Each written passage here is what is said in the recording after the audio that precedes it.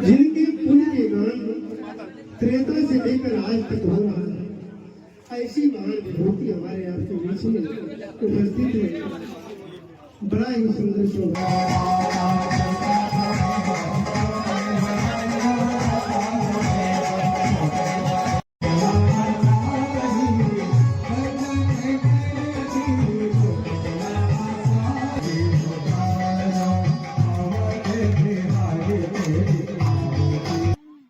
सभी संगवेरपुर वासियों को मेरी तरफ से बहुत बहुत दीपावली की शुभकामनाएं, धनतेरस की शुभकामनाएं। मैं यही कहना चाहूंगी कि अहोभाग्य हमारे हैं जो हम गुरुराज निषाद जी के वंशज हैं और आज यहाँ पे उन्हीं के संबंध में हम लोगों को यहाँ पे बुलाया जाता है। और यहाँ जो 3 दिवसीय श्री राम सेवा समिति द्वारा जो इतना बड़ा कार्यक्रम होता है उसमें आके हम लोग जो दीप प्रज्वलित करते हैं और दीप उत्सव मनाते हैं, इसके लिए मन में बहुत हर्षित होता है। इसको शब्दों में बयान नहीं कर सकते हैं। और सभी क्षेत्रवासियों को मैं अपने तरफ से बहुत बहुत दीपावली की शुभकामनाएं देती हूँ। धन्यवाद। मैं रीता निषाद, निषाद राज गोवंश की कुलवधु हूँ। जय श्री राम, जय श्री राम। दरअसल सबसे महत्वपूर्ण बात यह है कि श्री राम सेवा समिति पिछले 5 वर्षों से आज ये 6ठा वर्ष है। लाखों की तादाद में हर वर्ष जो है दीप दान करती है। पिछली बार मैं अयोध्या में था, नहीं पहुंच पाया और इस बात से मुझे दुख हुआ, लेकिन उससे पहले भी अयोध्या में था मैं और पिछली बार आया भी था, इस बार भी आया हूँ और बहुत ही अच्छा लग रहा है। समझिए आप कि हमारे ख्याल से पूरे प्रयागराज में ऐसा दीप उत्सव कहीं भी नहीं मनाया जाता होगा। और मेन दीप उत्सव मनाने का महत्व क्या है, आप लोग भी अच्छे से जानते हैं कि दीपावली हम क्यों मनाते हैं। भगवान राम जो है, जब उनकी वापसी हुई लंका से, तो पहला पड़ाव वापसी में उन्होंने सिंगीपुर धाम में ही किया। उन्होंने मना भी किया हनुमान जी से कि मैं यहाँ नहीं उतरूंगा, अगर विलंब हो जाएगा तो भरत जी अपना प्राण त्याग देंगे, क्योंकि भरत जी ने कहा था कि 14 वर्ष से अगर एक दिन भी प्रभु आप लेट हुए तो मेरी प्राण इस दुनिया में नहीं मिलेगी। ये कहते हुए हनुमान जी से पहले ही भेजे कि हनुमान जी महाराज आप जाइए और भरत जी से बताइए कि हमारा आगमन हो गया है। तो उसी उत्साह में पूरी दुनिया में या पूरे विश्व में दीप उत्सव जो मनाया जाता है, उसका मेन उद्देश्य प्रभु राम को विजय प्राप्त होने के बाद जब वो प्रयाग में आए सिंगीपुर धाम में, तो पहला दीप उत्सव यहीं से मनाया गया। आज ये पूरी दुनिया में मनाया जा रहा है और इसके लिए सबसे बड़ी बात ये रही कि श्री राम सेवा समिति के अध्यक्ष हमारे संजय भैया, अरुण द्विवेदी जी और भी जितने हमारे पदाधिकारी गण हैं, बहुत ही अच्छे से कार्य कर रहे हैं।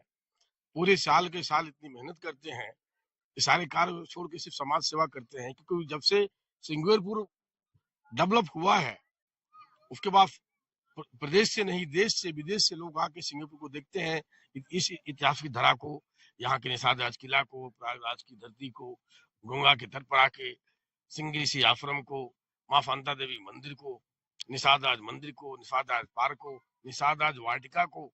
एक आपने देखा होगा बहुत ही सुंदर वाटिका, आप लोगों के सहयोग से ही निषाद वाटिका एक बना हुआ है, जिसमें दुनिया के सारे वृक्ष हैं। उसमें कोई ऐसा फल नहीं होगा जो उसमें ना हो।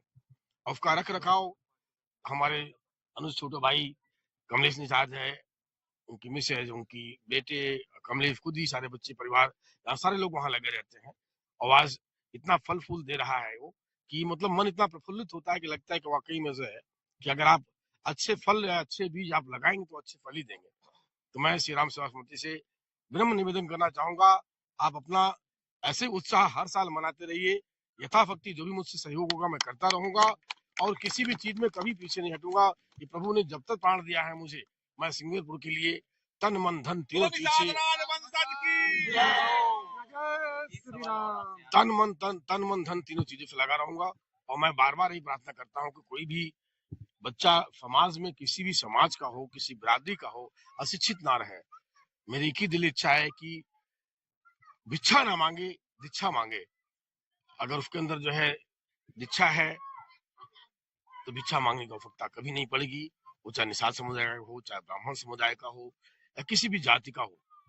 अगर आप अशिक्षित हैं तभी आप भिक्षा लेने के लिए इच्छुक रहेंगे और आप शिक्षक हैं तो फिर आपको कोई आवश्यकता नहीं पड़ेगी। तो मैं सबसे निवेदन करता हूँ कि जो बच्चे यहाँ विद्यालय नहीं जा रहे हैं विद्यालय जाएं, या जो नहीं जा पा रहे जिनका एडमिशन नहीं हो पा रहा है विद्यालयों में, वो मैं श्री राम सेवा समिति की तरफ से एडमिशन कराएंगे और उसकी सारी जिम्मेदारी हमारे बड़े भैया संजय तिवारी जी उसकी देखभाल करेंगे।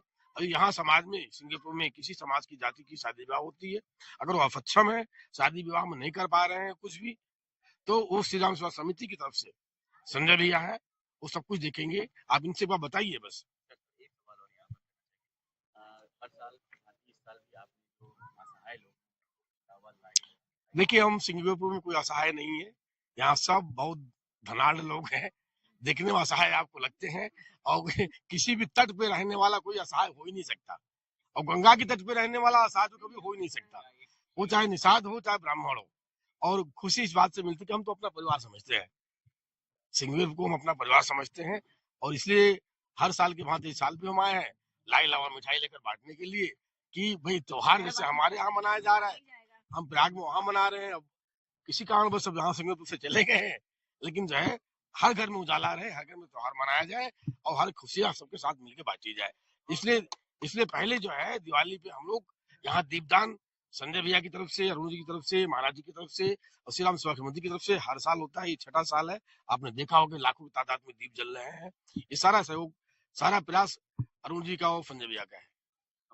डॉक्टर साहब एक आखिरी सवाल जी। घाट पर जिस तरह से दीपदान आज आर्मी विभाग के द्वारा किया गया है, अगर इनकी क्वांटिटी यानी गिनती की बात की जाए तो कितने दीपदान आज किए गए? देखिए हमारे माननीय विधायक जी भी आए हैं और संजय भी आए हैं, अरुण जी हैं, महाराज जी हैं, काफी लोग हैं, हजारों की संख्या में भीड़ थी। आपने देखा होगा कि लाखों की तादाद में दीपदान हो रहा है और हर साल होता है।